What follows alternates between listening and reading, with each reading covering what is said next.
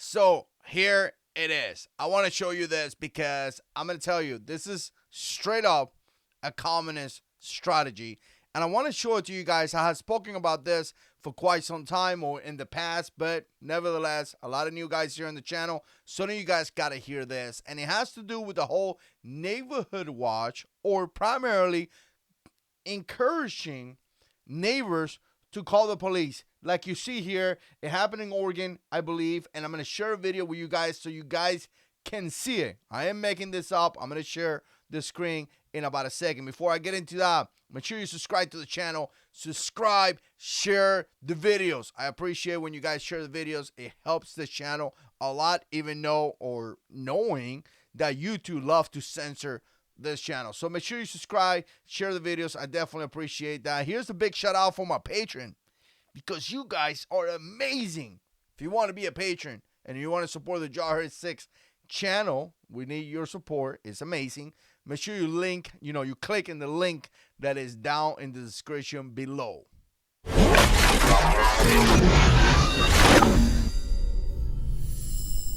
Yeah, let's do this. Here's the thing. I'm going to tell you this. When I was a little boy in Cuba, I remember this. In every corner had one of this. In every corner. So the purpose was essentially for the cops to be able to get information on you. It's pretty much like snitching, right? Snitching on you. And if you go to Wikipedia and you do a quick, search, you'll find things like this, right? You see the agency here, September 28, 1960. And again, it was called CDR right here, Comité Revolucionario something, like the Revolution Committee of Defense or something like that. And again, you can read it right here, and essentially it was pretty simple. It was essentially a system where the cops can come in and gather information on you. Remember, back in those days, there was no Facebook, there was no internet, none of those things, and quite frankly, the Cuban people, I think now they do have a little bit more, but, they don't have that kind of stuff, right? So it's more like face-to-face kind of thing, right? Fidel Castro used to control, he's dead, used to control everything, used to control the newspaper, used to control everything that you see in nowadays is what I remember seeing this in Cuba, right? That's why when I come here and I make videos about things like this, to me, it makes a lot of sense because I've seen this in the past. This is not new.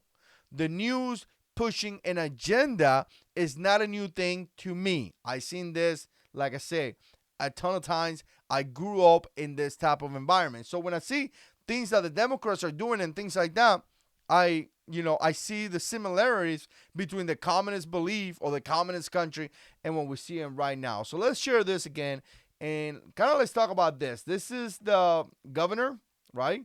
Governor or Oregon, I believe.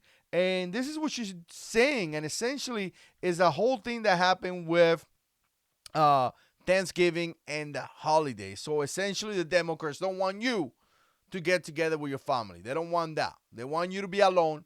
They want you to stay by yourself. MSNBC was talking about making your own mashed potato and eat it by yourself. Make your own turkey and eat it by yourself. They don't want you to get along with anybody, right? You know who else want you to stay alone?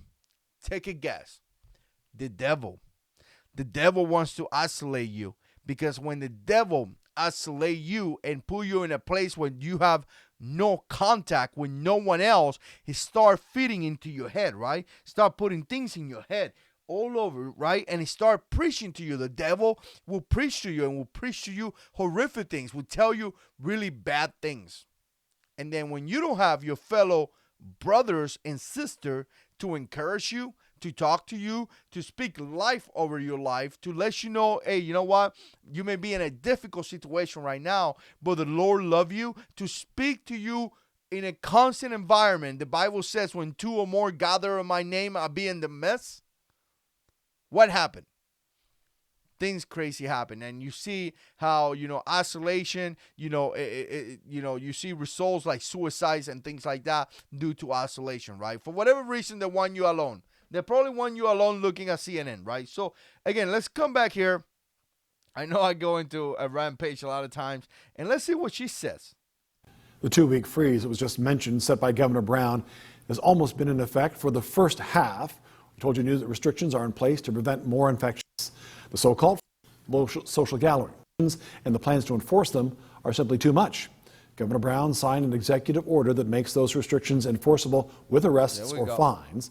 So we wanted to know if that means people should call police if they see neighbors ignoring those rules. This is no different than what happens if there's a party down the street and it's keeping everyone awake. What do neighbors do? They call law enforcement because it's too noisy. That could be a yes. Yes, yes.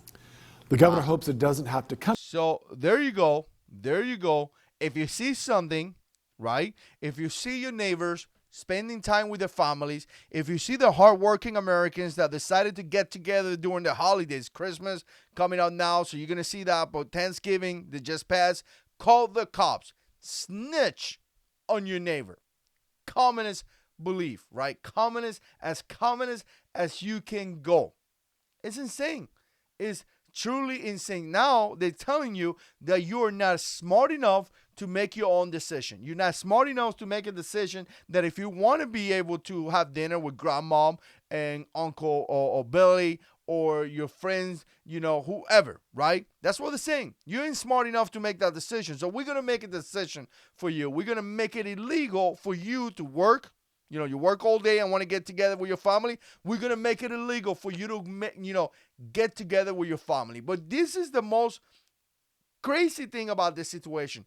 This is Oregon. What's happening in Oregon? Portland, a place where people are protesting, that protested for days upon days upon days upon days, a place that was burned down to the ground, many places, a place where people got attacked, harassed, assaulted, and all that, right? That's what happened.